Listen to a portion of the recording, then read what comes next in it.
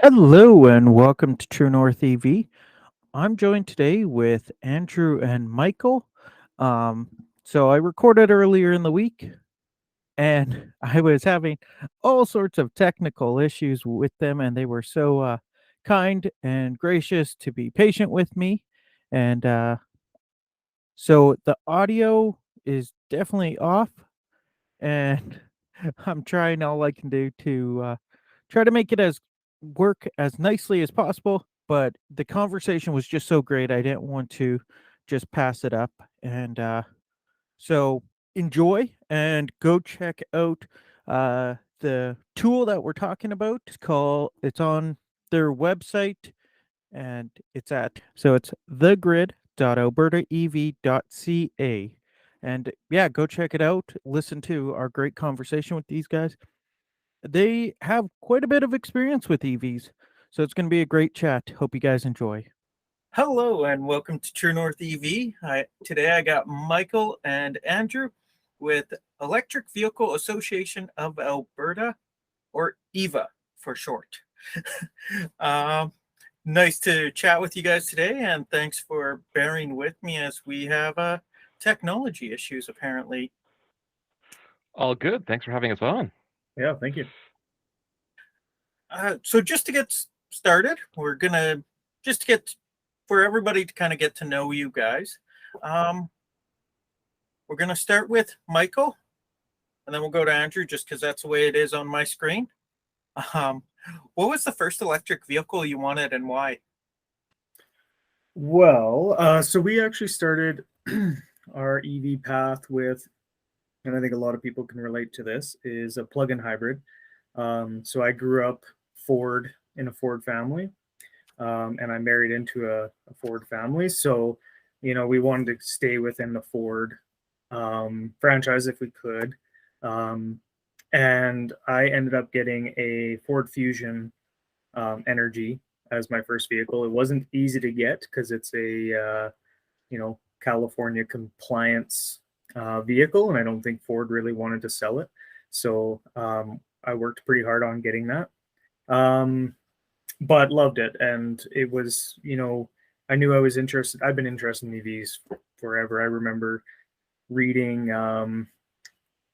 ebooks on the Kindle on how to convert a vehicle to EV, and then Tesla Roadster came out and started following Tesla. So I've been into EVs for a long time, and for some reason that still didn't convince me to go all in. So the plug-in hybrid's a good gateway drug, and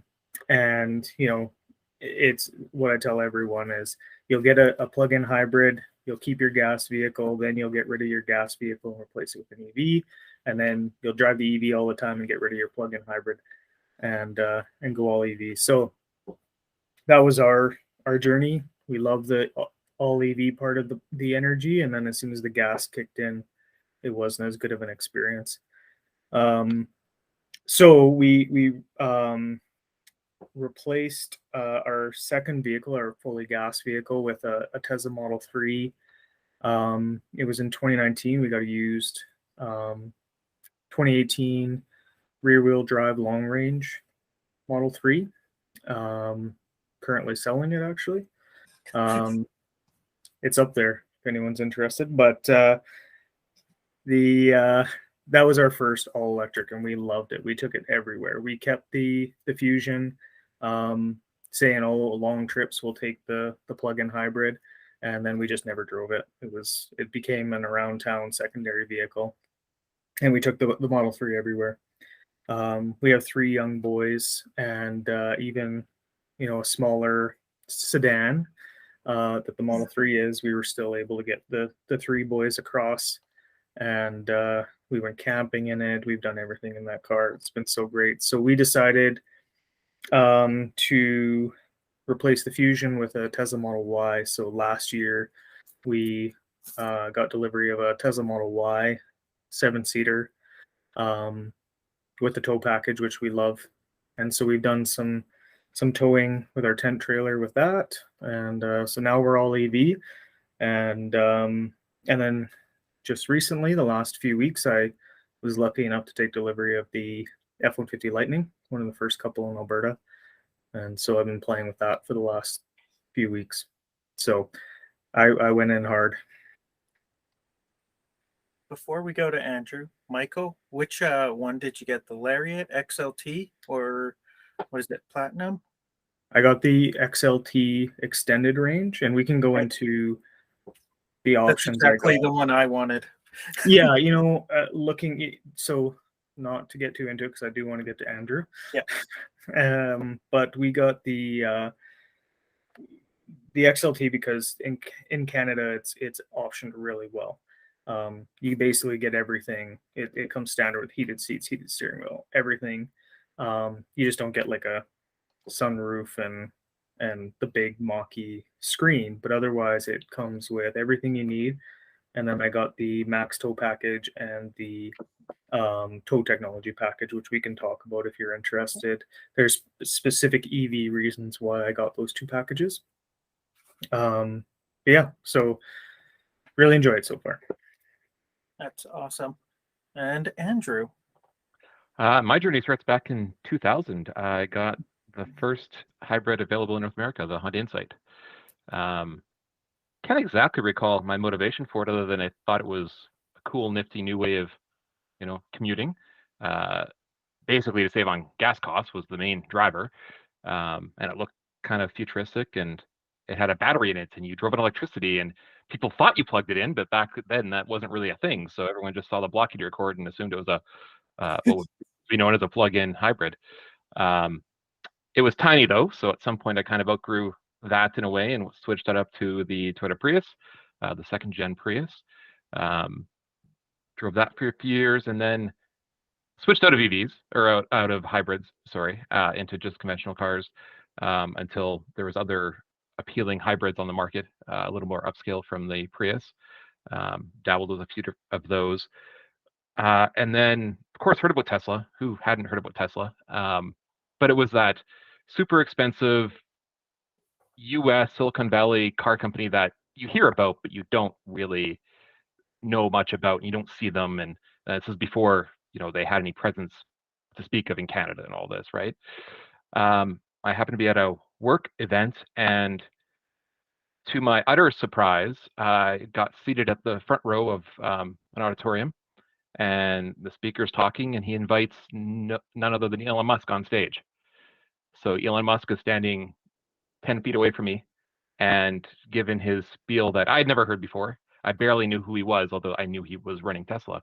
But it's a spiel that I've heard him give multiple times. So I think he just goes through the whole story of stories and pulls out old things and repeats them. And that got me definitely more interested in Tesla, having that, kind of hands-on-ish experience with him. And then they had a car there as a demonstration.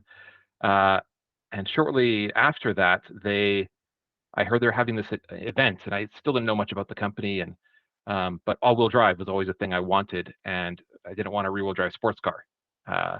So they announced the all-wheel drive Model S, and something non-realistic came over me, and I ordered one on the spot during the podcast or during the announcement. And a few months later, it arrived, and that began the love affair with EVs. Had that for quite a few years through the Tesla referral program.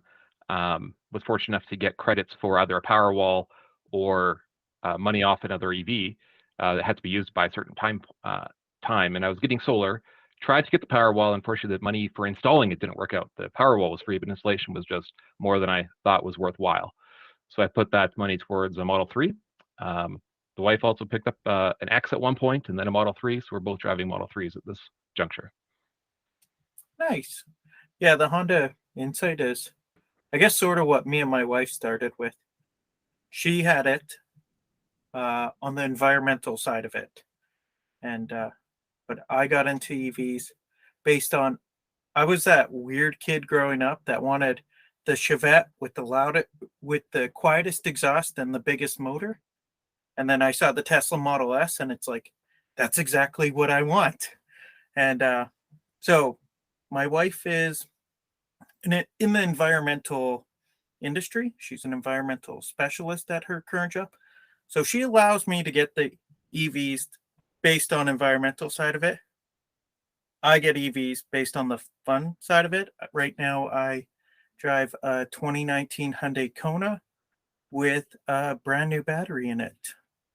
I was just listening to your latest podcast and latest episode there, and sounded like quite the journey. Yeah, it's been a fun almost year and a half.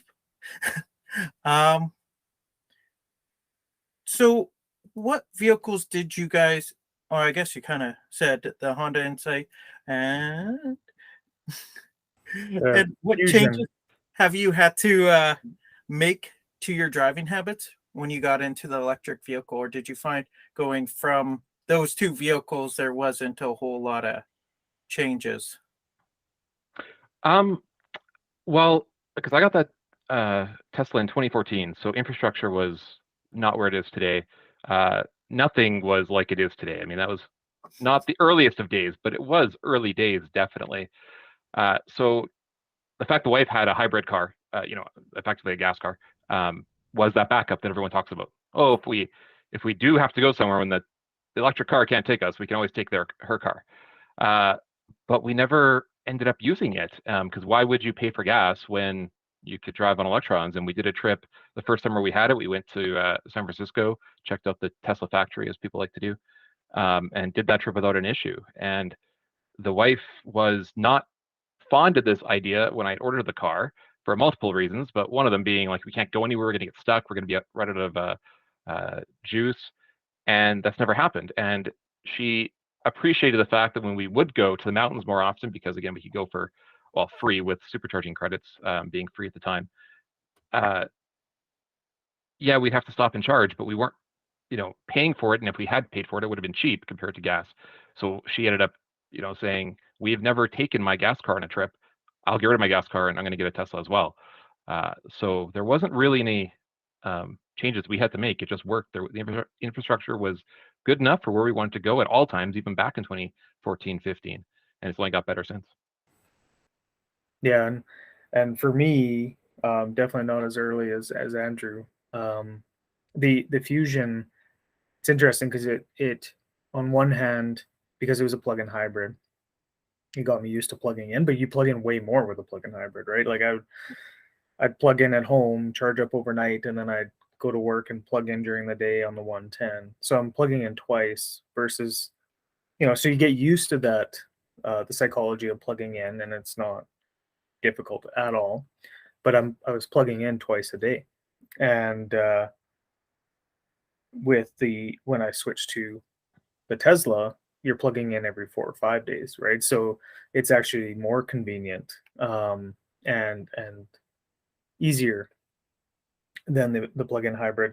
So yeah, it hasn't changed at all. Like at the beginning, our first trip was 2-hour drive to my my wife's family's house, and we were like, we had a better route planner pulled up on the screen, right? And we're like, okay, we're going to turn off here. And if we have this percentage or below by that turn off, then our backup plan is to keep going and go to this charger. And I think our turn off, when we turned off, if we said if it's at 40% or below, then we need to switch direction. We got there, it was like 70%, and we're like, oh, it was November. So we were like, oh, okay, never mind, we don't have to worry about this. But I remember that first, the nervousness, and I got to remind myself to be more cognizant of that unknown when people are switching, right? Because now it's just so easy for us, and it's second nature when you own an EV for a few years, that got to keep in mind that leaping into EVs is there's some nervousness there for people, but once you get used to it, it's very nice. And it'll only get easier once the infrastructure gets better, right? And that seems to be kind of the biggest issue, is almost reliable chargers. Like I know with going out to Alberta and coming back, it's, if all the chargers work, it's super easy, very stress-free.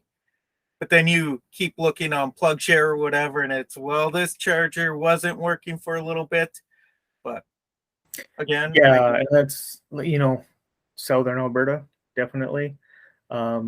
As you go north, it becomes a wasteland, right? And it won't be long. It's filling in really quickly. But we also got to be honest with where it's at right now. We're going to Fort McMurray this weekend, and with 3 young kids, I just can't make that trip. By myself, I'd totally try. I don't mind going 90 on the highway and figuring stuff out, but with 3 young kids, we're going to borrow a family member's gas vehicle to get up there, right? And I know in a few years that trip won't be bad when we just need one charger, right? Halfway, and we'll be good. And that's just it. You found a workaround, right? You don't have the gas backup in your household yet. You're still doing the trip. Whether it's borrowing a car, whether it's renting a car, there's a cost to that, but you're saving that the rest of the year with electricity versus gas. A lot of people don't bother or aren't capable or don't think to consider what those workarounds might be, and they are afraid to take that first leap because it is daunting. And you make a good point of having to recall that, because we do get a little bit become second nature to us, but the first time you do a road trip, yeah, like you said, you have the better route planner, and same with us. Like, it was, here's all the plans and backup plans. And my first road trip was to Calgary, so not super far, but we had a supercharger in the middle in Red Deer, so I had to top up in Red Deer, and then making it back to Red Deer from Calgary was going to be a challenge. It was winter, so I had to find charger in Calgary, and this was 2015, so there weren't a lot, and I had 3 chargers I could use. If one didn't work, I was prepared. But in that case, it was fine. Yeah. Well, that's kind of how I explain it to my family, is essentially just think of electric vehicles as having a gas vehicle in about 1910. Sometimes involves a little more planning. It's going to get much better, but I went to Alberta 2 years ago. We didn't go last year, but we went the year before, and it was a lot more work, it seemed. We didn't have chargers in North Battleford. We didn't have chargers. Well, we had the Audi dealership in Saskatoon, but they weren't overly keen. They preferred their customers to have it. And we didn't have a charger in Lloyd, where now all 3 of those have chargers and backup chargers, and don't have to stop there necessarily, but it's a nice little backup in case you need it type deal. Now, you said you've gone to California, but what's been the longest trip you've done in your guys' EVs? Mike? Oh, that's a easy but disappointing answer. We haven't done a lot, actually. We Southern Alberta we've gone to. Coming up, though, beginning of September, my wife and I are going to take 2 weeks, leave our kids behind for sanity purposes, and we're going to head to Fully Charged in San Diego with the Tesla Model Y. So we're really excited for that trip. We're going to camp in the car and not take our time. It's going to be 8 hours of driving a day, but stay at campgrounds and then attend the Fully Charged Live. We're really excited for it. It's going to be good. We went to Fully Charged when they were in Austin in 2019, like weeks before the world fell apart, and it was really good. We really enjoyed it. Nice. Yeah, in my case, it was that trip to San Francisco. Apart from that, gone to Vancouver a number of times, go to the mountains all the time. One of the selling points of EVs is you save money on charging versus fuel, but what people don't necessarily realize is you might end up driving a lot more, and so you're saving money on electricity, but you're using a lot of that electricity. So yeah, we did a lot of miles around Alberta, and small towns Alberta too. Like, nothing really held me back. I wanted to do that trip up to Fort Mac. My previous job, I had a clinic up there, and just the situation never happened where I had to go up. But I was kind of looking forward to that adventure. And this summer, I was trying to organize with the wife a trip across Canada to the east, but I don't think she's really up for just a road trip of that magnitude. Nothing to do with the electric aspect, but so that's a bit unfortunate. Awesome. Hopefully we can do much longer trips coming up. Now, for the hard truths, what's the worst feature of your EVs? Winter range. That's about all I'd say. Otherwise, I have loved every aspect of my cars. Early adopter syndrome, or consequences. My S was not the most reliable vehicle. The Ranger would come from Vancouver and then from Calgary, often enough that I was on a very good basis with him or them. But even with growing pains of a startup car company and a new product, I mean, I still loved it. It didn't impact my joy of it or anything. And the Model 3s we've had have been solid, so no issues there. Yeah, it's just the cold weather impact. That's all I can think of. Does your Model 3 have the octavalve? No, no, I don't think so, because that came with the heat pump, right? And I'm resistive heat, so. Okay. I think they might have the octo valve before the heat pump. Yeah, I can't recall, but definitely not the heat pump for myself. Yeah. And that can be a blessing or a curse. We had there were some issues last winter, right, with the heat pump, which we experienced. And in hindsight, in our case at least, I know there was a few different issues there, but in our case, we had left the car outside, not plugged in. We didn't have a way to plug it in. So my wife had a really good point when we were discussing it afterwards. She's like, if we had a gas car, the car probably wouldn't have even started the next day at -40, right? So the fact that it started, but we had heating issues, we should have found a way to plug it in probably, because we just went, EVs, they're really good in the cold weather, and just that cold with the heat pump, didn't anticipate the fact that it had nothing to scavenge heat from, right? Everything's just bone cold. But Tesla, to their credit, reacted very quickly on that, took it very seriously, and within a day or two had firmware fixes and software fixes. I don't think a lot of other companies would react that quickly. But for me, I think right now, some of the use cases, and it's more actually surrounding the charging infrastructure. For me, the vehicle is more than capable. If we had, Norway's charging infrastructure, there would be no pain points, right? Even towing. If we had Norway's infrastructure, you'd have level 3 high power chargers every 50 kilometers, right? I think is essentially where they're at. So even if you're towing heavy loads, yeah, you'd have to stop more often, but it's doable. But right now, it's this trip to Fort McMurray, I'd much rather take our EVs. And this fall, going hunting in northern BC, won't be able to take it either. So, like Andrew said, it's very easy to rent a vehicle, and you save so much money year round that you more than pay for a vehicle rental a couple times a year where the use case doesn't work. But if that infrastructure was there, those pain points would go away. Even the cold weather, right, Andrew? Like, just means you stop a little more often. But yeah, yes, it's the thing I like the least about my vehicle, but it doesn't impact my enjoyment of my car or my ability to use my car. Exactly. So yeah. See, where I don't know what Tesla did different, or what Hyundai did differently than Tesla, but I've never had a issue with the cold weather. I have a little flap on my fence, and I don't know if you guys know, I'm actually from Winnipeg, or live in Winnipeg, Manitoba. So we did have nice chilly weather, and I just have a little flap on my fence and charger just inside my yard, and I never had any of these issues in the cold. So I don't know if Hyundai just did something a little different, or...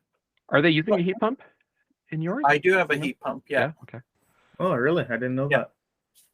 So, but... and maybe it's just Tesla being Tesla and trying new things. Tesla's very much a California-focused company. So a friend of mine had one of the first 2000 Model S's, a friend that I made after the fact.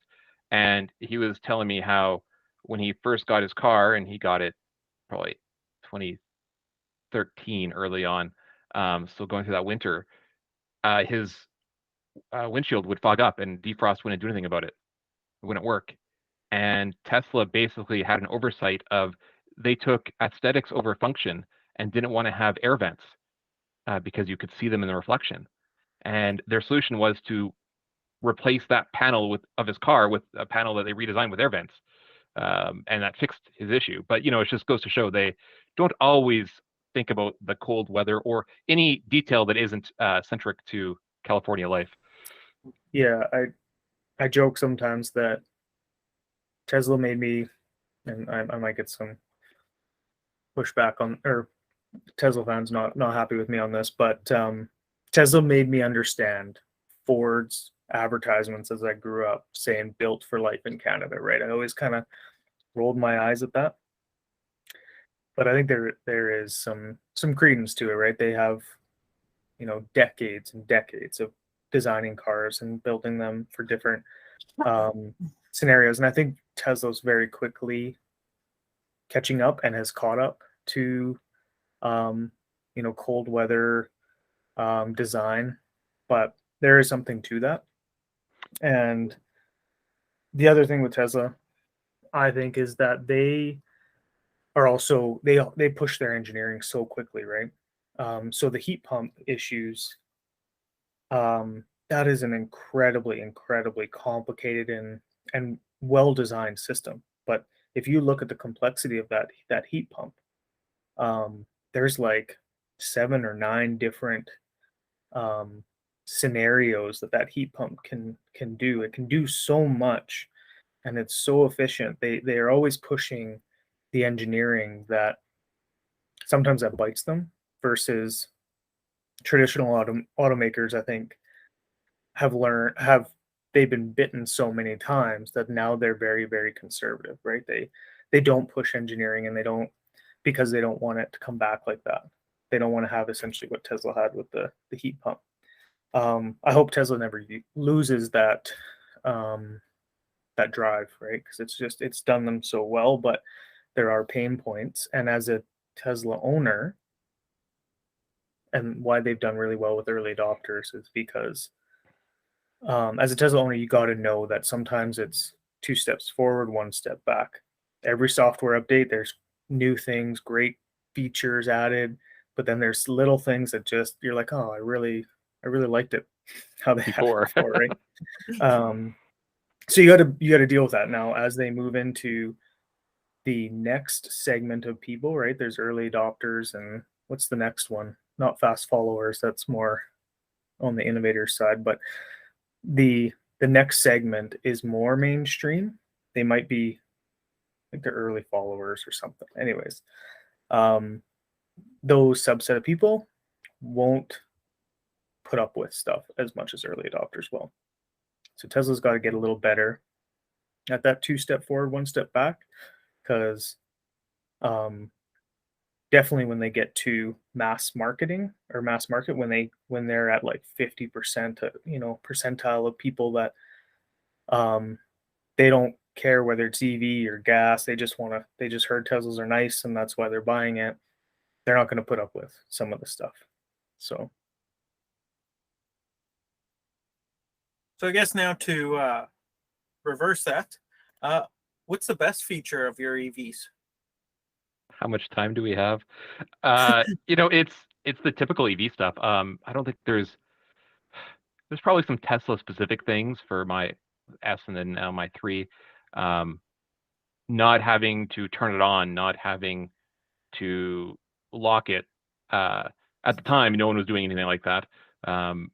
Walkway locks became a little more standard after the fact, but it bit me. As I said, I had some troubles with my Model S early on, and so you get very quickly used to a way of interacting with your vehicle, and you forget the other world. And so I was in a rental car for a bit while they were working on something with my car, and the guy gave me the car. It was already running, hands me the key, put the key in my pocket. I come home and I come inside. I think nothing of it. At some point, I realized I didn't lock the car. So I used the remote and I locked it remotely from the house. But middle of the night, an alarm's going off, and it's going off, going off, going off. It's not stopping. And you'd think a neighbor would turn theirs off if it was their car. So I'm worried it's maybe this new car that I have in the driveway. And I go check, and it's not that car, but my car was running. So not only did I almost leave it unlocked, but I left it unlocked for a bit, but I left it running just because of that habit of you don't have to think about those things with Teslas. But other than that, yeah, it's just the regular EV stuff of not standing outside in the cold pumping gas, not thinking about how much range you have on a day-to-day basis because it's always full. I will trade forever without any worry, or that, yes, on a road trip, I have to think about it a little bit, whereas a gas car, you might not think about it as much, but every day you don't think about it, and that wins for me. That contest is a no-brainer. So, Mike? Yeah. On top of all that, instant heat in the middle of winter, like packing up for work, and 5 minutes that it takes me to pack up, I start the car, and 5 minutes later I'm at temperature, windows are thawed off and ready to go. Is a really nice feature. Now that I've moved away from Tesla and I now have the Lightning, there are a lot of things that Tesla does so well, EV wise, right? What's something the Lightning does well? Oh, well, that's a good question. From an EV point of view, I can see how far behind they are, right? And I'm willing to put up with it. What they are very good at is, because it's a F-150, right? And it's so much an F-150. It feels like an F-150. It drives like an F-150. It rides a little nicer because it's got the independent rear suspension. It's quieter, obviously, but it is an F-150. And I'll tell you, Ford has towing down pat. Like where Tesla thinks of everything in the EV space, Ford thinks of everything in the truck use space, right? It's got 11 110 plugins throughout the whole thing. It's got a 30 amp 240 volt plug-in. So just a camping machine. Towing, they have, little things like Tesla thinks of little things with EVs. Ford thinks of little things with towing, right? They have their backup camera. They have a special, you go in and you select a hitch camera. And what it does is it takes the backup camera and zooms in on your ball. And it makes it very easy to hook up your trailer, right?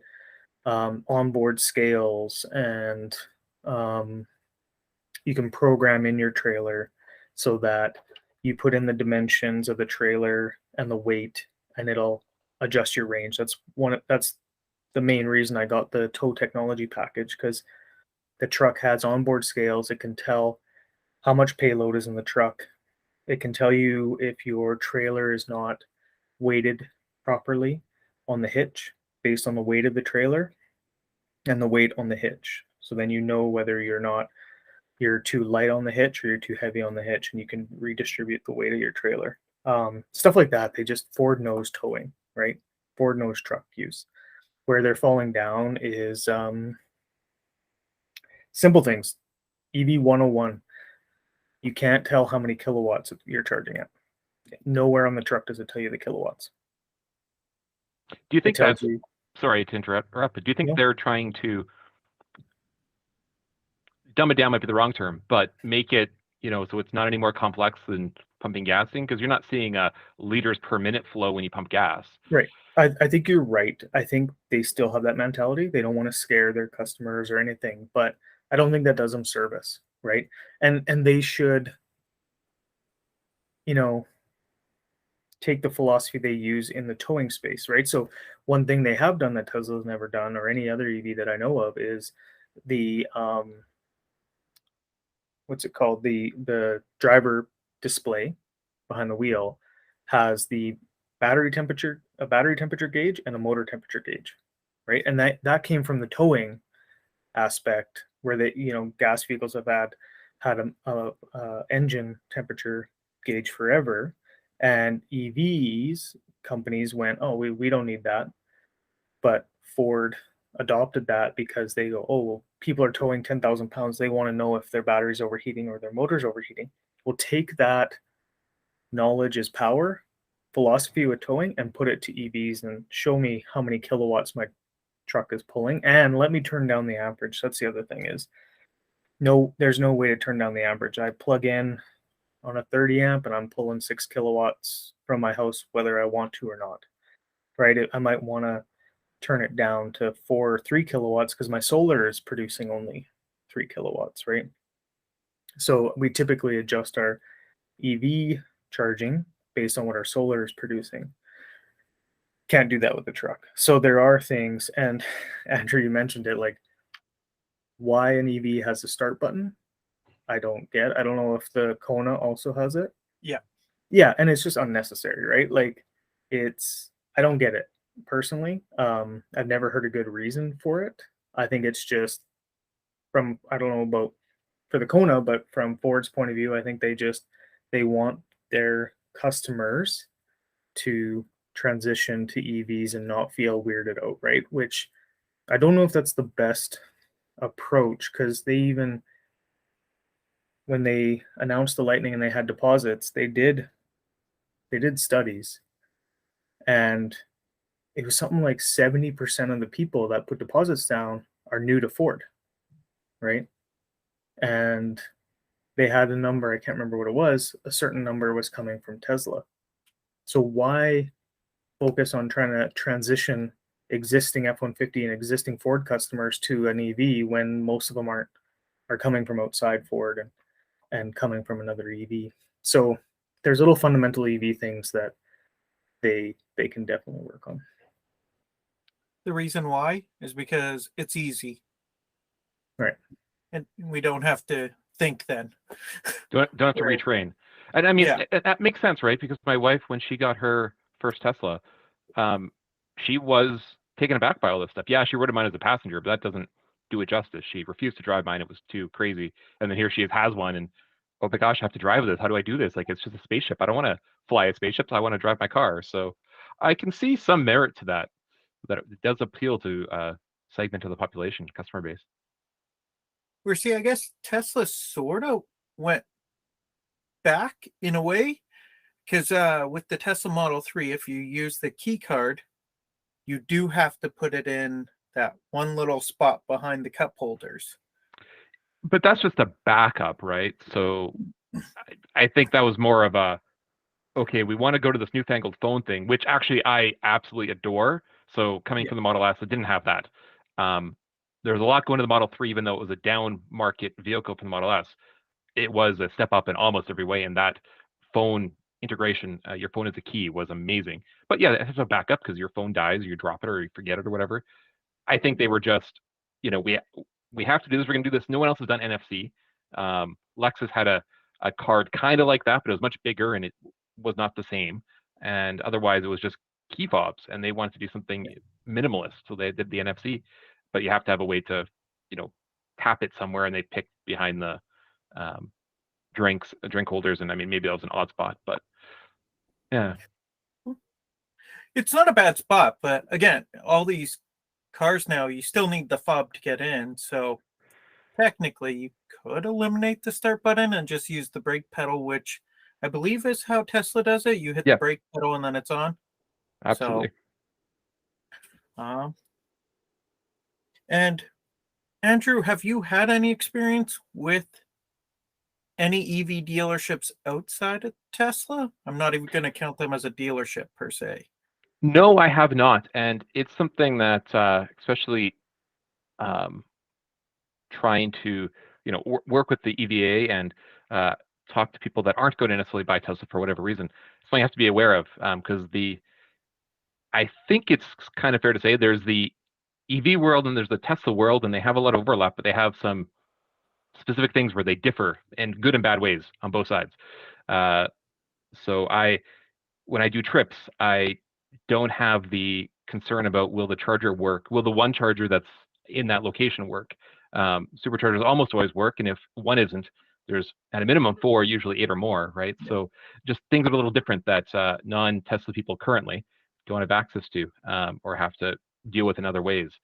I think one of our Mike, did you charge that a non-Tesla charger here with your truck, right? And it was an experience.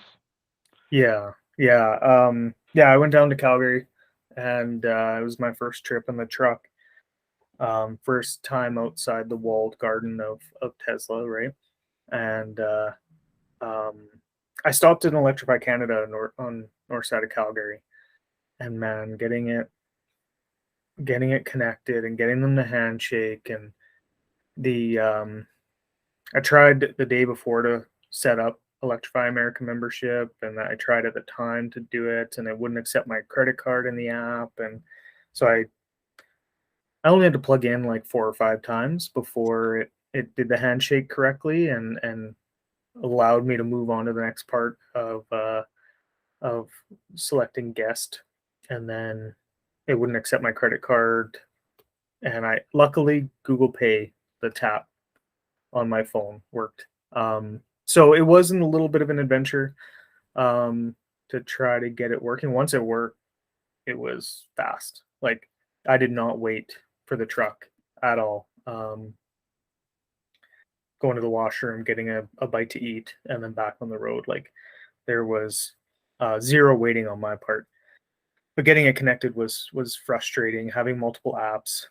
Since then, I've figured out in the Ford has this My Ford Pass, I think it's called, where they have a partnership with Electrify America, Flow, or Electrify Canada, bunch of other ones where if they're in the network, Ford's network, then you can actually activate the charger from the Ford app, which is a lot nicer.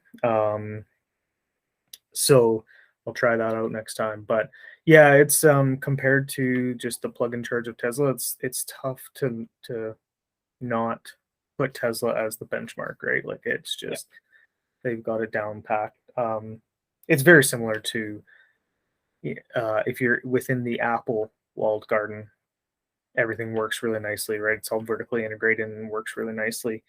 Whereas CCS is like Android, right? It's kind of a wild west, and there's a ton of different manufacturers and a ton of different players within it that don't necessarily work as well together.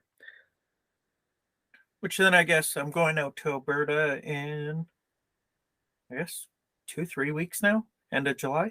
I guess I'm avoiding Electrify Canada.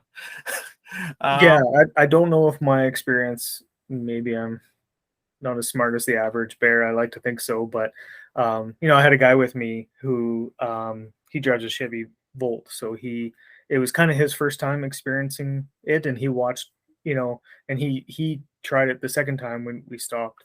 We went through it again, and it was a little smoother, but the handshake, it took a while to get that handshake between the two, between the truck and the cabinet. So there's got to be a standardization.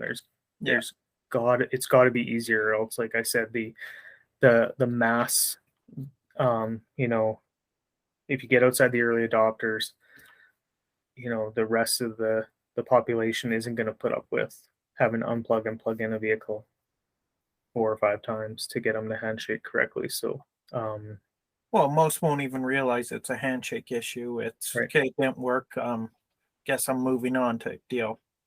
On our Facebook group, we noticed someone was selling 2 sets of rims for a Mach-E, and I happened to recognize the name, someone I actually worked with, and I reached out to him.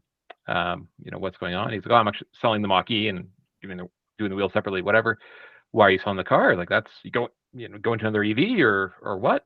And I was a little saddened to hear he's like, "No, it just didn't work for us."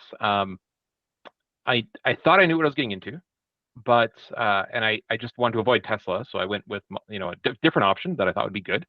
But my wife drives the car, and I do too. We split it, and charging in the winter to go to Calgary, it did not work for my wife. And it wasn't that she was against charging. The concept of charging was fine, but the experience wasn't smooth, and she didn't have the, as I understand it, wasn't going to put up with a non-smooth experience.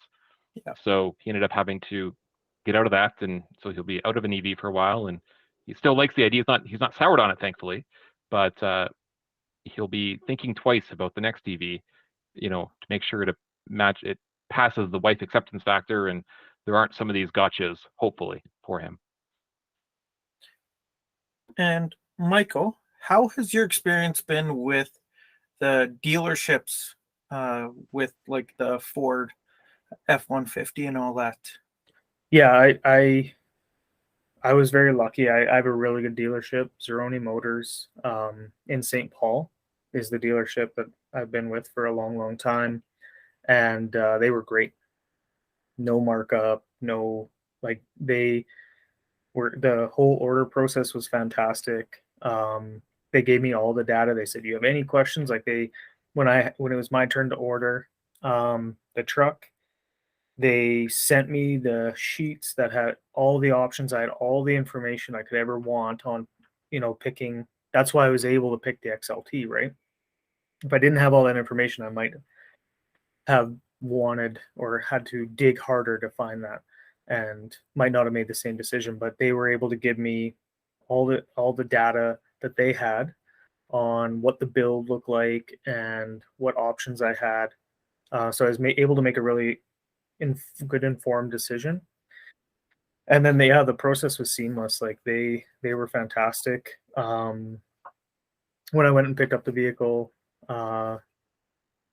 I sat with their salespeople and went through my experience as an EV owner. I having EVs for 3 years, right? I had built up a lot of knowledge that I wanted them to know about as they move into being an EV dealership.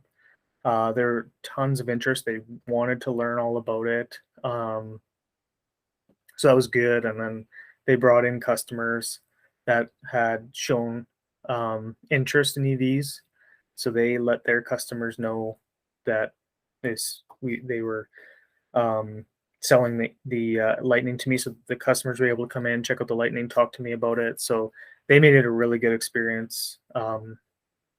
I feel like I really lucked out in having them as my dealer, because I think you hear horror stories about, especially nowadays, right, with the market the way it is. There's a lot of horror stories, but they were really, really good. Do you know if they had sold any Mach-E's or any other? Yeah. I mean, yeah, they had. Yeah, they had, and I think they actually have one right now on the lot. But they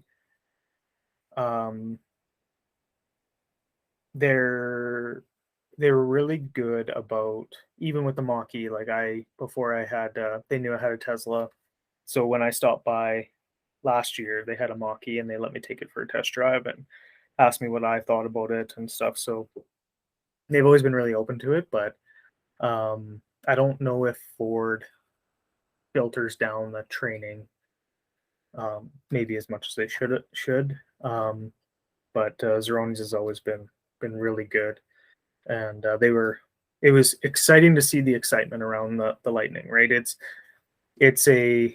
That dealership is in a farming community, small town Alberta, right? They sell a lot of F-150s, and so I think more than the Mach-E, the Lightning really gets a lot of interest from a different segment than has ever had access to EVs, right? Or that EVs have had access to. There's a lot of interest in the Lightning for that reason, and I think that's really important. So it was exciting to see how excited the dealer was and how excited their customers were around the Lightning. That's great to hear, because I know even me personally, I think I've dealt with now 4 Hyundai dealerships, and definitely a mixed bag. Even looking at my Kona, they wanted $1,000 down, a guarantee that I'll buy it, and all of these prerequisites before I can even test drive it.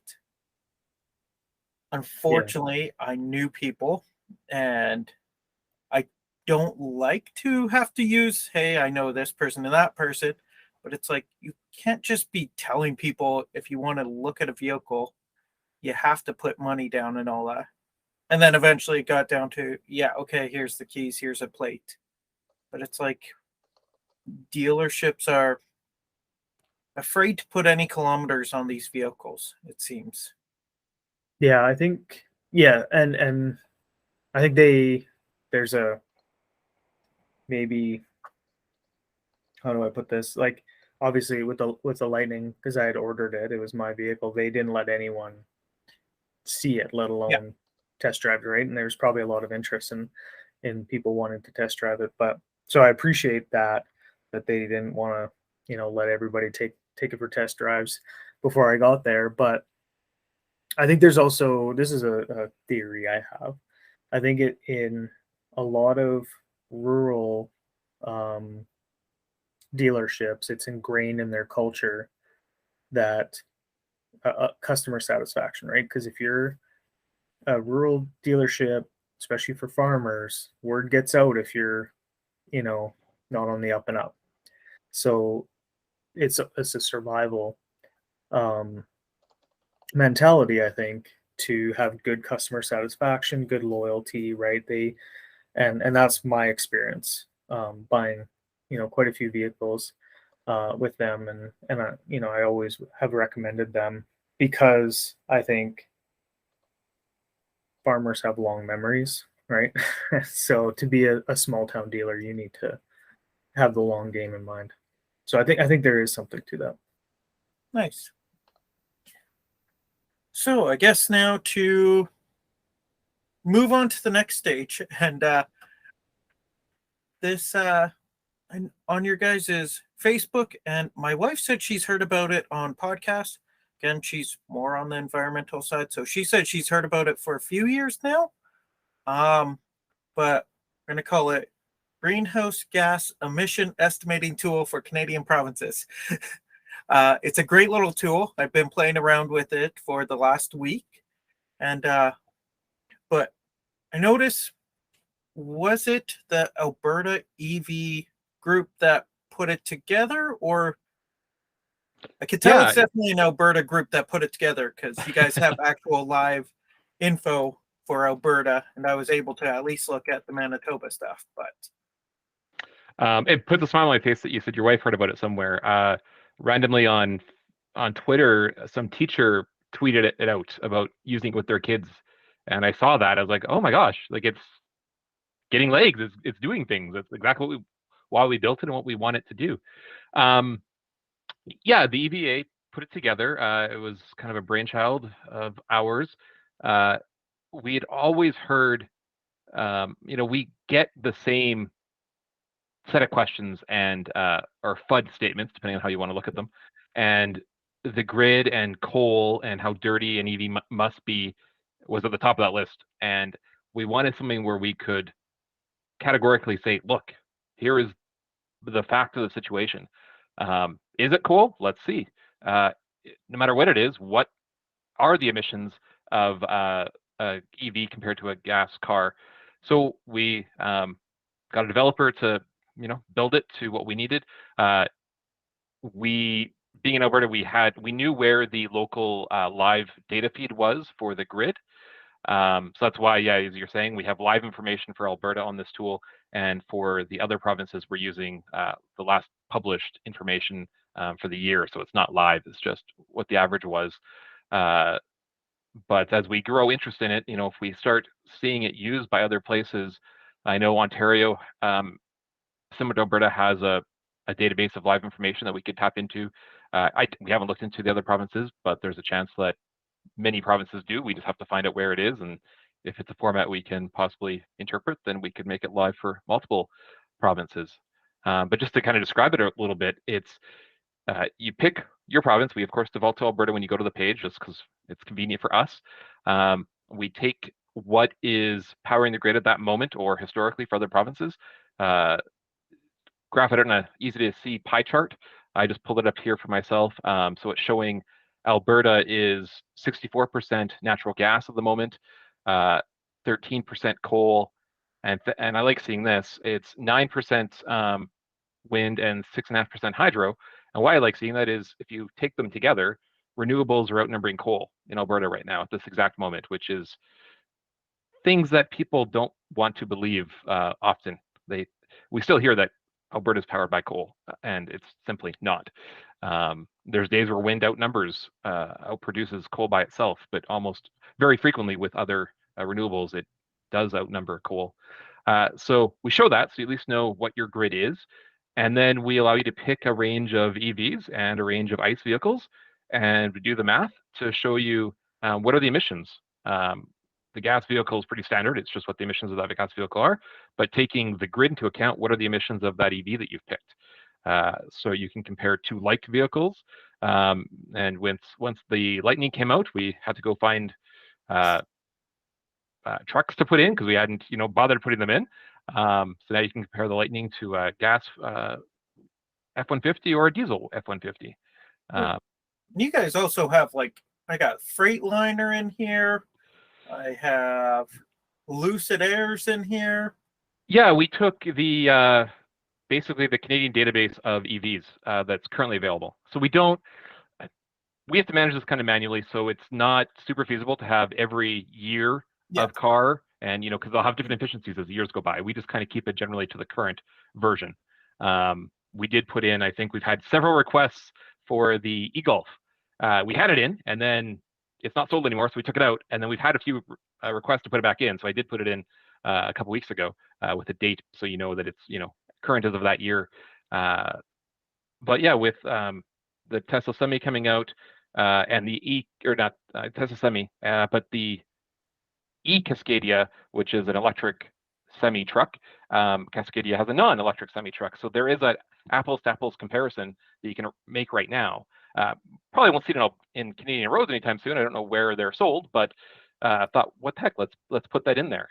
Prepare for when there are more semis that are electric, and you can start comparing them. The hard part there is trying to find the actual emission value of a semi truck is incredibly hard. They don't operate in that same way. They don't have the because I'm guessing here, but there's so many variables to how you configure a semi that you don't have in a consumer vehicle, that there isn't a standard mileage or emission rate. So I had to go find some just owners that had these, and here's what I'm getting, and we went off that for that vehicle. But otherwise, we're going off of government published information on the efficiencies of all of these. And yeah, it's super easy to use.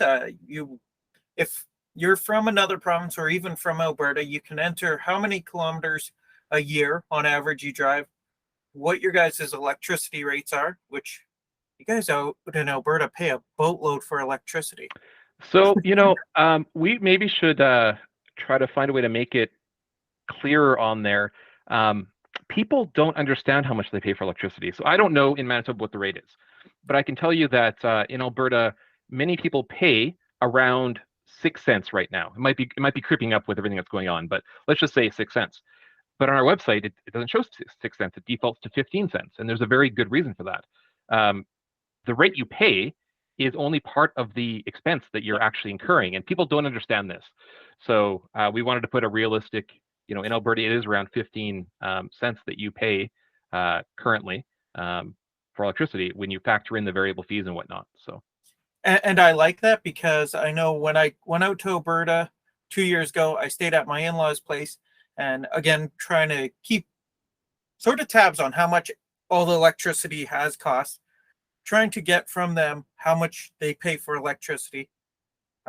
Here in Manitoba, it's fairly easy. We pay 9 cents a kilowatt, easy to find price, where we even pulled out their bill, and here's all these extra fees and all these other little things added onto it. But they, again, were under the assumption that I think they said 4 or 6 cents a kilowatt. And it's like, well, not after you add all of that. So I do like that you guys actually put the general number there. Even with that general number, all the vehicles I've compared to, Like right now, I got the F-150 up here where you got, well, I guess you also have the fuel cost, which I changed it to Winnipeg, which is $1.99. But I think you guys had a little less, $1.80 or something like that. But even at that, it's $671 a year compared to $3,500 on a gas vehicle. And that's essentially comparing apples to apples there. Right. And so one of our Facebook members, and we had a good chat with him on a space meeting we had on Twitter, he has an F-150 and he uses it for work. And he really does use it for work. He tows with it a decent amount of weight. I don't think he maxes it out, but he has a good amount of weight on it. His work is perfect for the F-150 Lightning. He has to tow a decent load, but he doesn't have to go thousands of kilometers. So it works within the range of the vehicle. He might have to charge once or something to do one leg of the trip, but it's totally doable for him. And he's putting on mileage like crazy already with that vehicle. So he's probably going to put on 30, 40,000 kilometers in a year. So if you have the tool up, change we default to 15,000. That's roughly the average Canadians drive. Change that to 30 or 50, 40,000, and you will see a near $10,000 savings for that Lightning. So if it's well used, it starts to really pay for itself just on fuel costs, let alone, and something he brought up, which I'm not a truck person and I don't work on my vehicle, so it would have not been something I thought of. Downtime for him is lost revenue. So not having to take it in for oil changes, he has in a week and a half, he put 4,000 kilometers on it. He would have been planning for an oil change right away. And that's time that he isn't making money with his truck. And he doesn't have to do that now with a Lightning. So there's other ways you save money with EVs, obviously, that some people realize, but other people don't.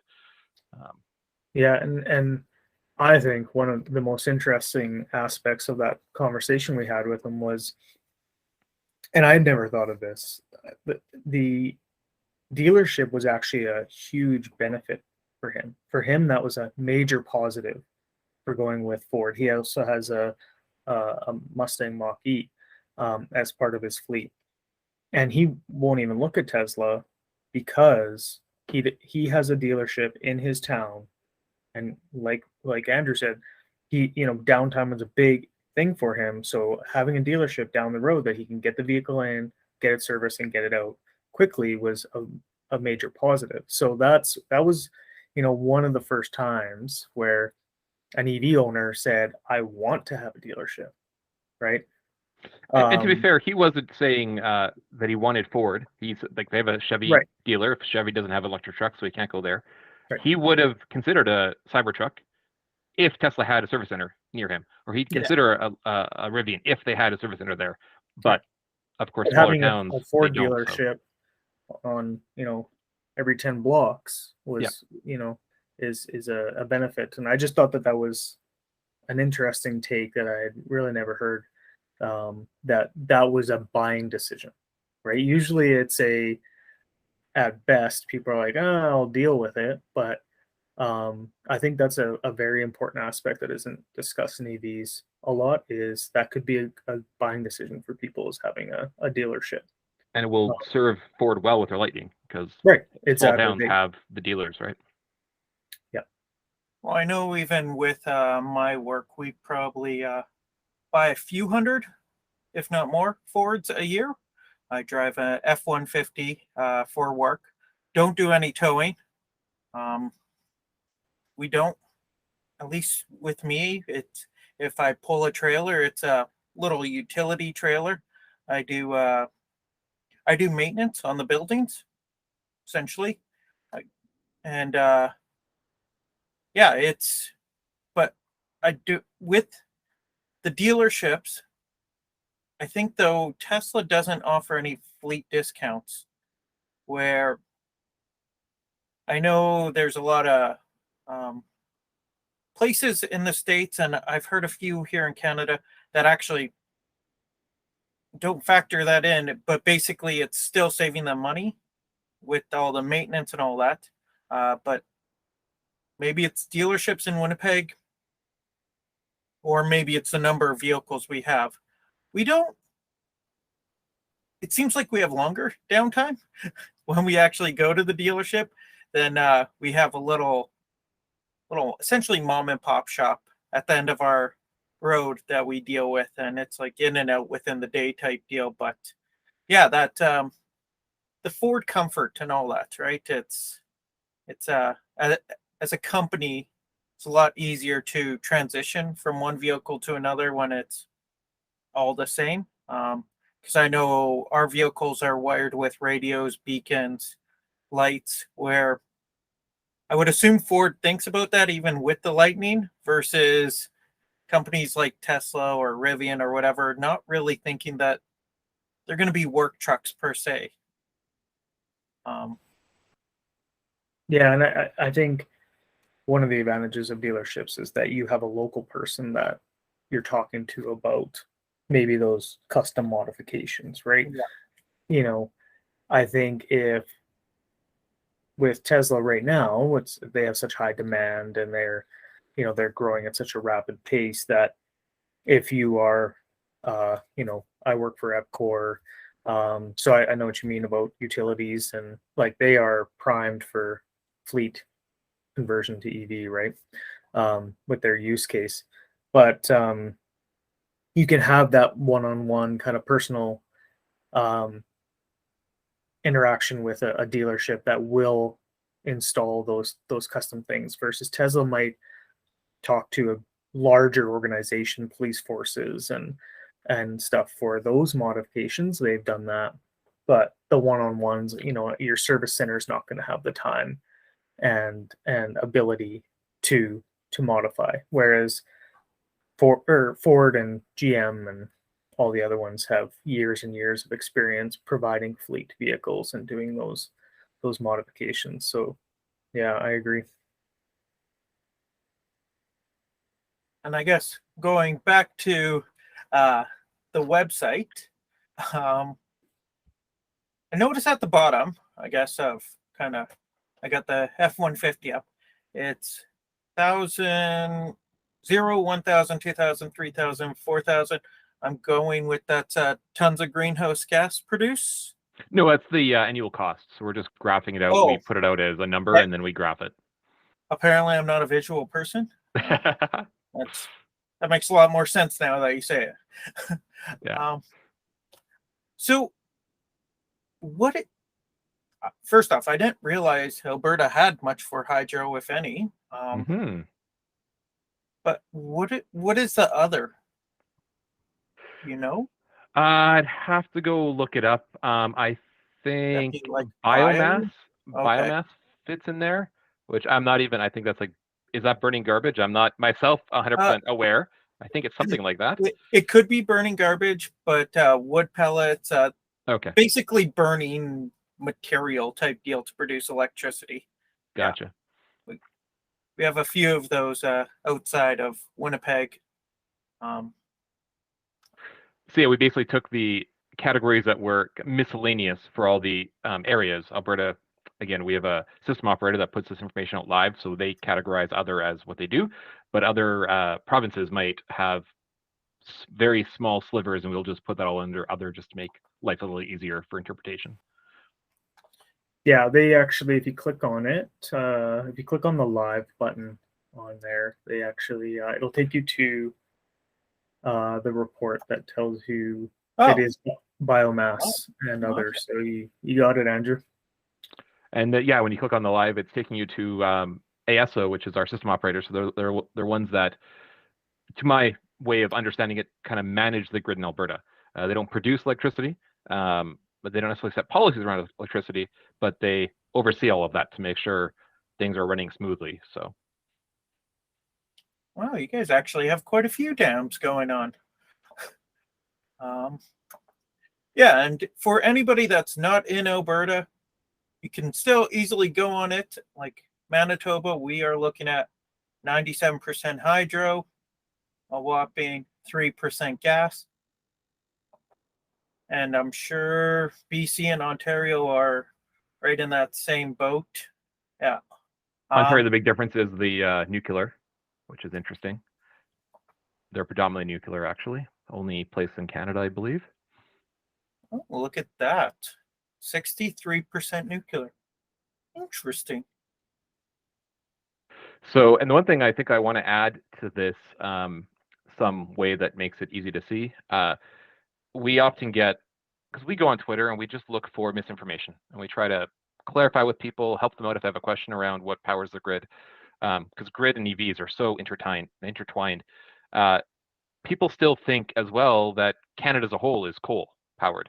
Right now, there's talk in the U.S. There was was it GM, I think, was having a publicity thing for one of their vehicles, and a reporter asked, they had like the governor of a state or something plugging in a car, like, what's powering that car? And you knew where the reporter was going, but the politician didn't really understand the question, and eventually it got to it as to the answer was coal. And the media, or a certain segment of the media, ran with that as, oh, you're just powering the CV with coal. And in that town, that was true. They had to clarify, and it was like 80% coal or what have you. But that's one particular region in one part of a given country. And so people take that and say, well, all of North America is coal. Only 7% of Canada on average is coal. It's a very small percentage. 75% is renewables and nuclear in Canada. Well, even that little bit that is coal, it's a snapshot in time right now. That It's was based on phased out. an annual average. Yeah, but it is slowly being phased out. It's not like Correct. we're making more coal plants. It's only going down. Yeah. Well, and there's two things, right? One is, I don't know how many, every time I see that, I see a study that also comes out that says even if it was 100% coal, there's still less emissions, right, than everybody having gas cars. But on top of that, the whole, to me, a very important point is that you sell a diesel F-150 and that truck is only going to get worse for emissions, right? It'll start the most efficient when it's brand new. Well, maybe a few thousand kilometer, break-in period, and then it's got at its max efficiency and least amount of emissions it'll ever have, and then it's just going to get worse and more inefficient. You buy a Tesla or a Kona or a Ford Lightning, and it's only going to get more efficient from a greenhouse gas point of view, right? It's only going to emit less and less and less because it's pulling from the grid, and as the grid gets greener, your vehicle, no matter when you bought it, will be greener, right? And that's to me is an incredibly important thing, is that you're not locking in the greenhouse gas emissions for when that vehicle was produced. It can be variable. And to expand on that, that gas car, how much it decreases in its efficiency is directly related to how well you maintain it. And there's people out there that don't maintain their vehicle, right? They might be lucky and they might run a car for years and years and years and barely do oil changes. But from an emissions standpoint, that car is going to be horrible. It might be reliable for the owner, and that's fine. But emissions-wise, it's going to be bad. Whereas, as Mike was saying, the grid gets better. People use the argument of, you're just moving the emissions. You're taking it from the tailpipe and you're moving it out of sight to the power plant or whatever, right? Sure, accurate. And there's two big benefits to that. They're saying that as a negative, and I see that as two big benefits. One, you are standing by a car. Society stands by cars every day, and you're breathing in that emission directly. Most people don't live by a power plant. So that's benefit one, is you're just indirectly getting the emissions. Benefit two is, while the vehicle is not being maintained, typically people lack on the maintenance, and so it's getting quite less efficient over time, the ICE vehicle. Power plants have strict quality controls. So they at least are, they're producing emissions, but they're producing as minimal emissions as possible, unlike the car that's producing more and more as time goes on. So just another way of looking at that. Yeah, and on top of that, it's not only maintaining it, but they do capital investment on improving the emissions, right? Like when my first job out of university, out of engineering, was working at Genesee Generating Station coal plant, and they had recently upgraded and added scrubbers to the back end to, I believe they were nitrogen scrubbers. And so you can do these capital projects and instantly clean up your emissions, right? It gets just that much better, and they can put in a new turbine, and that's that much more efficient, and you can do these.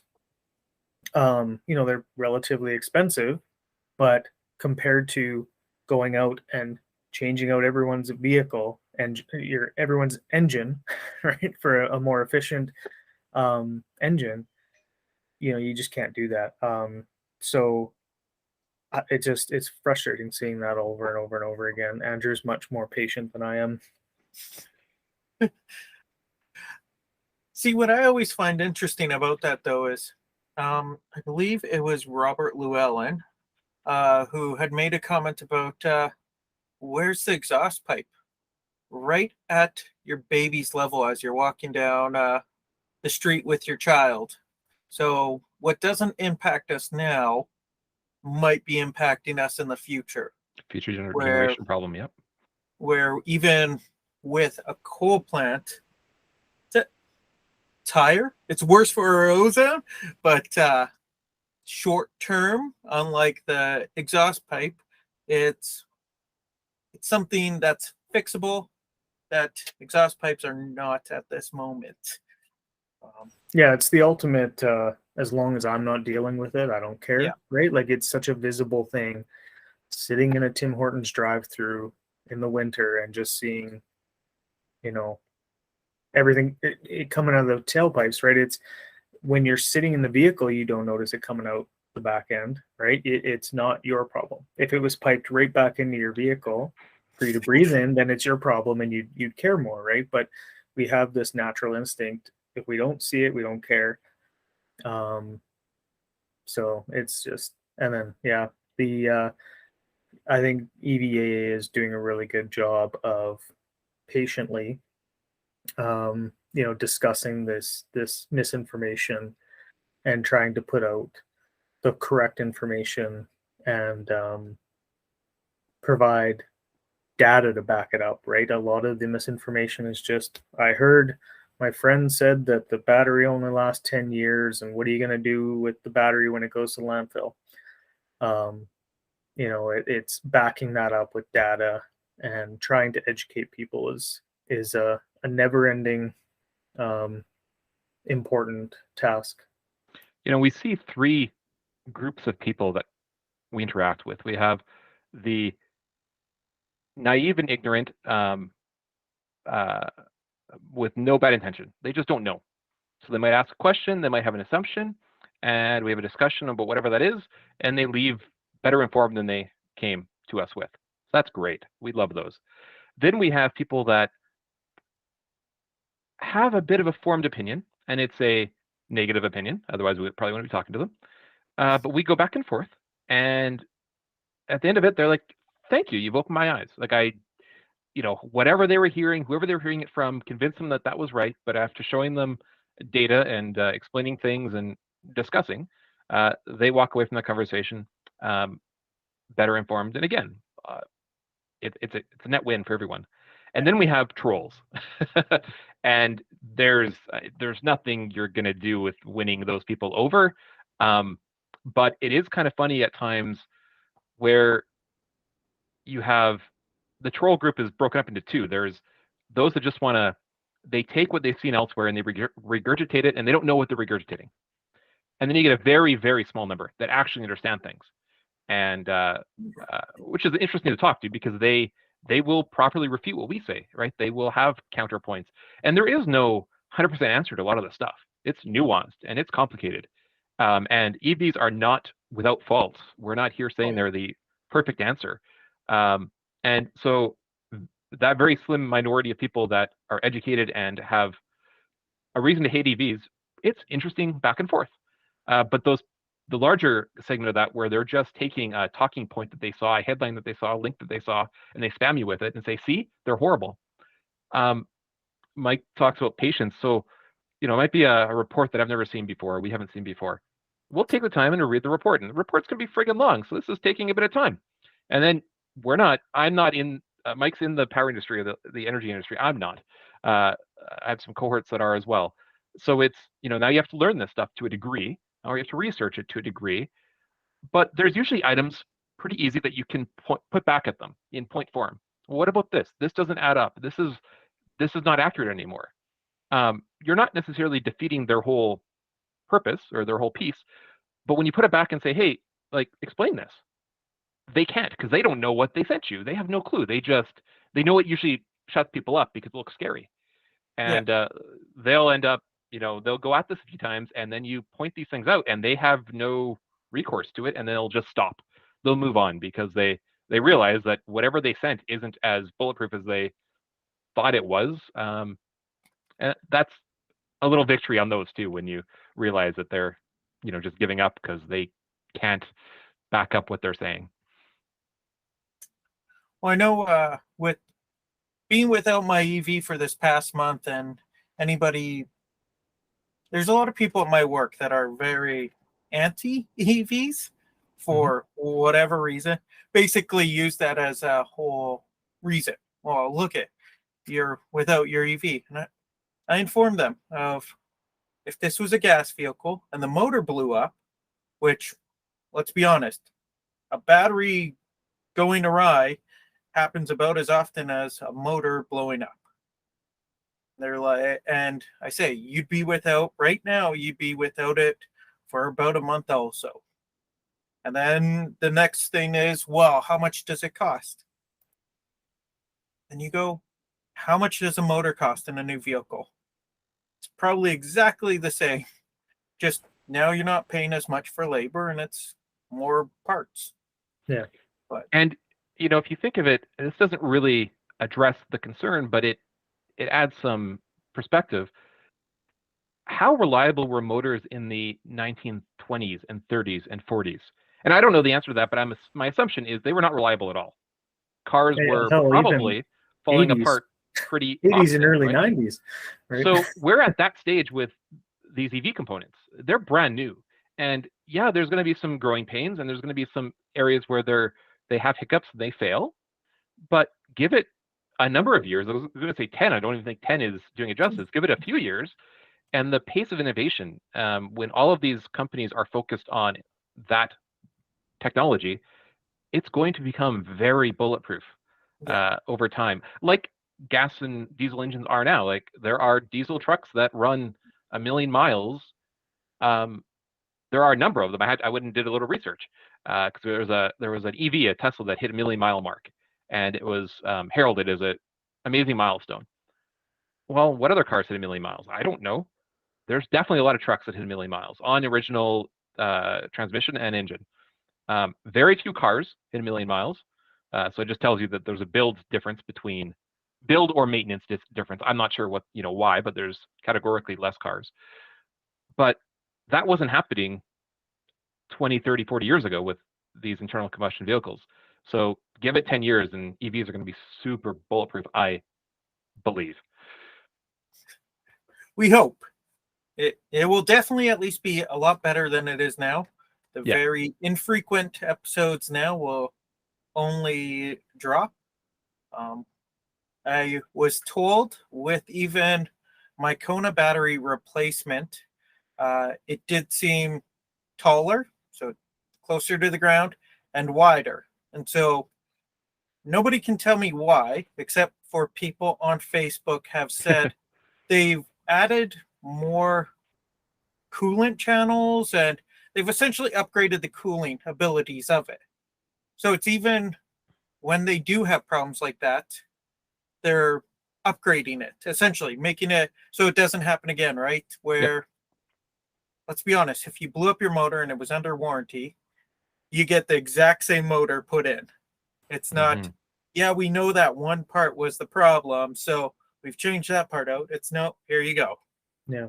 So have you noticed a change in range? I'm not 100% sure. It seems like it. Like I went from Lloydminster to Saskatoon on, what was it, about 41%, which seemed a lot better. I'd actually have to go back and look at my notes from 2 years ago. But I know 2 years ago, I was also being way more conservative because I didn't have the extra chargers, right? And, but yeah, I never actually went under 50%. So Yeah, it and seems like and- there's more range, but it was all highway, yeah, but I haven't found any definite source saying that they've changed anything with the battery, even with that whole coolant system. There's not a definite paper out I there. would guess, because EV owners, just like gas owners, you get a feel for your vehicle, right, and what it can do, and you kind of have a gut feel. Oh, yeah. So if that's if you feel it's better, then I would probably guess it's probably a little better. Those Konas are, I don't know how they did the efficiency on that. They're getting better efficiency than their purpose built EV, right? The Ioniq 5? Yeah, I'm pretty sure. I might be mistaken. I think the Kona, it has a smaller battery pack. Correct me if I'm wrong. Yeah, From what I know, it has a smaller battery pack, but the efficiency is much better. It's not that much smaller. The Ioniq 5 is, I believe, 70. I want to say 75 versus the 67. Although Okay. that's what they say, right? There's always a little buffer.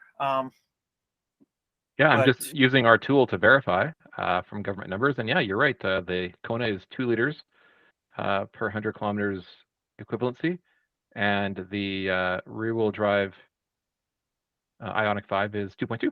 So it's not often that a newer product is not as Right. good as the prior. Yeah. That's amazing for although those Konas. the Kona is also quite a bit smaller than the Ioniq Sure. 5, shorter and skinnier, as my kids will attest to when all three of them are in the back seat. Yeah. Fair I point. think you're right. I think the size, but also I don't know if for the Ioniq 5 they tried to make it aerodynamic, right? Like I don't know if I think I love the look of it. I don't know if they made it super sleek, right? Like an EQS type, to look at the extreme. I think they went form over function on that, which I think affects the efficiency. But yeah, I know from what I've heard, the people that have Konas just love them. They're great little vehicles, and they're not that compromised for being a not purpose-built EV, right? They share the platform with the gas and the hybrid. Gotta love the internet. Kona is 0.29 coefficient of drag, and the Ioniq 5 is 2.88. So rounded, they're the same. For whatever that's worth. So just that bigger stance essentially is Yeah. what's killing it. But Interesting. I know with my Kona, as a proper electric, it should have been rear-wheel drive. Definitely the Hondas know that it's front-wheel drive. When the light turns green, I have to let them have the initial light. But I like my Kona. It's just too small, and I didn't like how Hyundai dealt with the battery issue. So that's why the next vehicle I'm thinking is probably going to be more that F-150 Lightning or Cybertruck. But it all depends how the stocks do. And right now, it's staying with the Kona for a little bit. Fair enough. Was it your battery issue that you're speaking of, or was there a Hyundai Kona wide battery issue? Well, there was a 2019 or 2018 to 2020 Konas all had a battery recall. Okay. It was the same issue as the Bolt. GM though stopped production and fixed them. Where Hyundai has been extremely slow, and chatting with people in the States, Hyundai America has been very informing their customers kind of about every little step and kind of how long it's going to take and all that, where any questions you ask Hyundai, they have no clue. They don't know when it's coming. Even with my battery, I go with, it's probably going to be about a $15,000 battery. Nobody had any clue where it even was. It was last they saw it was in Toronto, and then they're like, "Oh no, maybe it's coming tomorrow to the dealership," and I get a $20 item from Amazon and I could track it from China all the way to my door. So how do you guys not track a $15,000 battery? So, but it was everything with them was essentially not a fight, but it was like pulling teeth to try to get any information from them. Even just them agreeing or even offering to pay for my air flight or my ticket out to Alberta. It was, well, we might pay for it. We'll see once you hand in the receipts. It's so where that's the thing. When I hear about Hyundai America's kind of way they're handling it, it's if it was like that, it's like, okay, I'm okay with Hyundai. But yeah, I even drove that Ioniq 5 and it's like, if it wasn't a Hyundai, it's like, I think that might be the next one. But well, I think that's a very interesting comment, because they have an opportunity when something goes wrong as a company. You have an opportunity to either solidify the loyalty of your customer or completely ruin it, right? Yeah. And people can forgive a company if they're upfront, they're transparent, and they make it seamless, right? And it sounds like they did the exact opposite. And instead of having, through a bad time, you can still have a loyal for customer or a loyal for life customer, right? You can go over and above, and if they're super happy, they'll come out of it going, you know what, my battery had to get replaced, but they were amazing, and I'll buy Hyundai again. Or you can do what they did, it sounds like, and you'll be looking elsewhere, right? So, well, that's the thing. I actually used to work for Hyundai at the Hyundai dealership and everything. And actually, really, other than this issue, I love my Kona. Other than it's small, yeah, and that's why I'll probably pawn it off on my mother maybe afterwards, because that's what she wants, is a smaller vehicle, smaller SUV-ish vehicle. Your story about will they pay, won't they pay for travel, maybe think of just a quick Tesla similar-ish story. With my Model S, I had a pressure sensor, tire pressure sensor fail on one of the wheels. And again, this is back when they only worked out of Vancouver, so they weren't about to send a person to Edmonton to deal with it. It didn't really matter unless I got a flat that I didn't know of course. So like, yeah, we'll ship you out a replacement and just go get it put in. It's no big deal. Anywhere can do it. And so they shipped me out 3 replacements, even though I needed 1. So that was a bonus.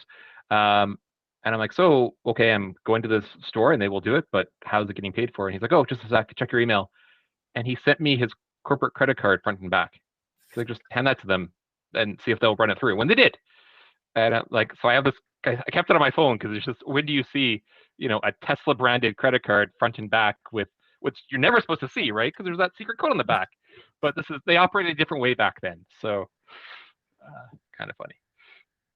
It's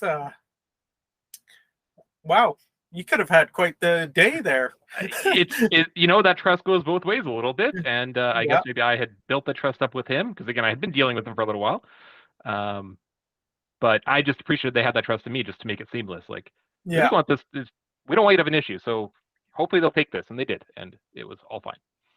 See, where in that respect, like with Hyundai, they did rent us there was no vehicles available in Lloydminster, so I had to. Luckily, my in-laws are actually moving back here, so I borrowed their vehicle and brought it back. But they had rented us a little Mitsubishi Mirage, and my wife actually received the bill for that, or she saw the bill. She didn't receive it, but she saw the bill.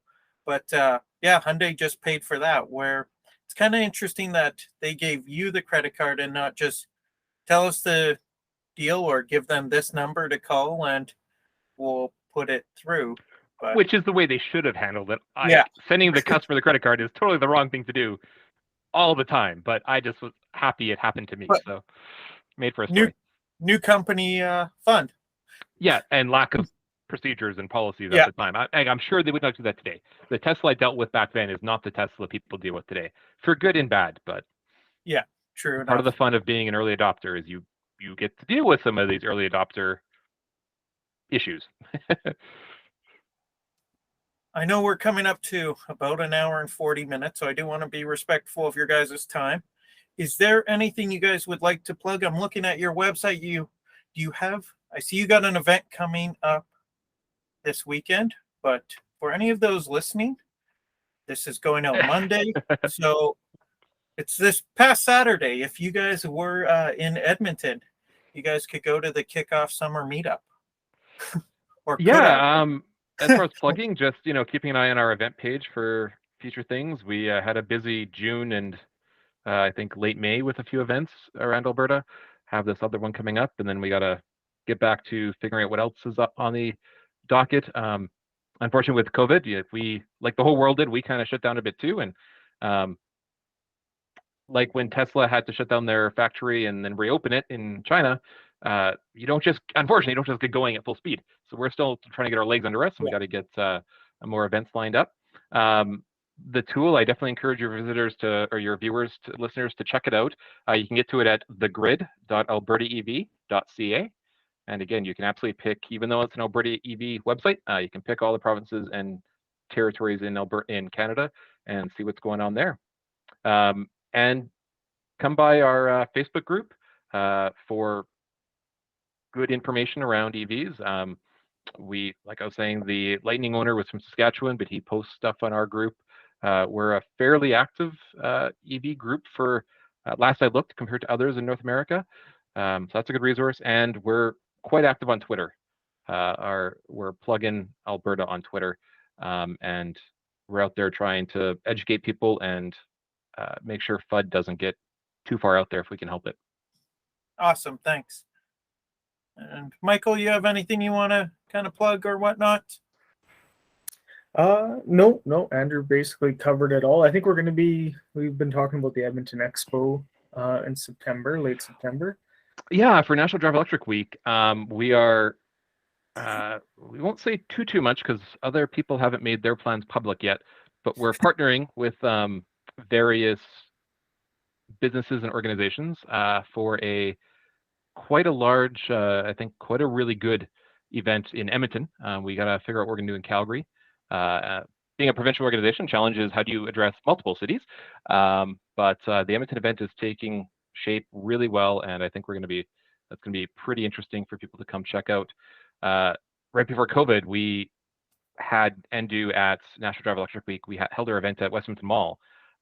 Most people kind of are aware of that, and it was like an amazing event. Just the amount of people we got to interact with because we're in a mall. If you hold a challenge we've had, and you were talking about an EV event in your last podcast, I think if you have an EV event that is just an EV event and it's in a random location that's not necessarily well traveled, you get people that are interested in EVs to come out, which is great, but you don't hit a general audience. And so we're trying to find venues where we have ideally covered, because September can start to get cold, weather can be a problem, but where there's a lot of foot traffic, and you will get access to general consumers, general Albertans in our case, because they see the cars, they'll see the Model X do its dance, they'll see the Lightning with the hood up, and like, what is missing out of here? It's an awesome visual draw, the Lightning with its hood up and the massive frunk at eye level. They'll see that, and then they'll come over and interact, and that's what we're after. We're trying to engage Albertans and accelerate the adoption of electric transportation. So yeah, and one thing I really like about being involved with the EVAA is we're EV agnostic, right? We're manufacturer agnostic. We love them all. So I'm excited to see a Ioniq 5, or I still haven't seen an EV6 in the wild yet, and I'll be pretty excited. I was driving home one day and I saw a Ioniq 5, and me and the guy in the Ioniq 5 were giving each other thumbs ups and stuff. We were both excited. He was excited to see the Lightning. I was excited to see the Ioniq 5. So I love Talking with people that have, a Porsche Taycan and Kona and just all the different EVs, right? That's what I really like about the EVAA is we like all EVs, and it's fun to have those discussions and the differences between all the manufacturers and what they're doing right and what they're doing wrong. It's been enjoyable. Awesome. Well, I do thank you guys so much for your time, and if you guys ever want to plug any more, this is a great resource, great tool, and I can't wait to hear what everybody that is listening to this thinks about it. If there's any surprises that they might have in their provinces, realizing that they didn't realize there was so much solar or wind or whatnot that they used. See how green your vehicle really is. But yeah, if you guys want to plug anything else, feel free to let me know, and I'll gladly bring you guys back. Yeah, and we've been so much for your guys' time. Yeah, thank you. And we've started having weekly chats. We're trying to pick a platform. It's still pretty new, but we would love to have you on it, I think, and get your opinion. And it's a really fun kind of open dialogue. People can tune into it. So we're still trying to figure out what the format looks like. Andrew's doing a really good job of trying to pull it together, but I think it'd be great to have you on. Yeah, Awesome. we'll I reach would out. love to come chat with you guys anytime. Sounds great. Well, thanks for the opportunity to reach your listeners and talk about our tool. And it was a fascinating discussion. It was great to hear Michael's story a little bit and a little bit of yours, and hope your new battery lasts you hundreds of thousands of kilometers, and or your mother if you pass it on to her. So good luck with the vehicle. Thank you. All And right. if anybody wants, the link to this tool is going to be in the little description and whatnot, or you can reach out to me on all the other little chats and I'll send it your guys' way. Perfect. Thanks again. Awesome. Thank you. Thank you guys. Have a great night. You Bye. too. Bye-bye. Andrew and Michael so much for their time and their knowledge that they have given, and just this great tool that they have shared with us. So if you guys want to check out that, it is thegrid.albertaev.ca. It's all in the show notes. You could go check it out. If you guys want more information-based podcasts, you can go check out Kilowatt Podcast. You could go check out EV Resources, and you could go check out EV Revolution. Those guys have way more news-based stuff. All three of those guys are way smarter than me. If you guys do want to leave a voice message, you could go to Anchor at anchor.fm/TrueNorthEV/message. You could go check me out on Twitter at EV_North. You could go check out Facebook at TrueNorthEV. Or you could send me an email at truenorthevpodcast@gmail.com. Feel free to reach out. Good, bad, indifferent. It's all good for me. Thanks for listening in, and have yourselves a great day.